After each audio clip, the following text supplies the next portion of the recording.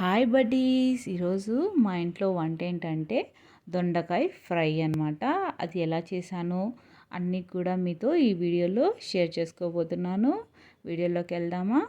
దీనికోసము దొండకాయలని చిన్న చిన్నవిగా కట్ చేసుకున్నాను. యాక్చువల్గా రౌండ్గా కట్ చేసుకుంటాము, ఒక్కోసారి ఇలా కూడా కట్ చేస్తామన్నమాట.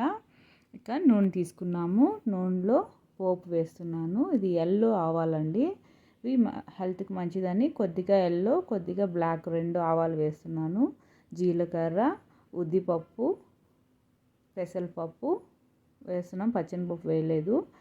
కరివేపాకు, ఎర్రగడ్డలు వేసి బాగా, అంటే ఇది ఎక్కువ వేపనమాట నేను, ఎందుకంటే నేనైతే ఈ ఫ్రైలో ఎక్కడ కూడా వాటర్ అనేది యాడ్ చేయను. కాబట్టి ఎర్రగడ్డలో ఉండే నీళ్ళతోనే కాయ కూడా ఉడకాలి, కాయలో ఉండే వాటర్తోనే ఉడుకుతుంది.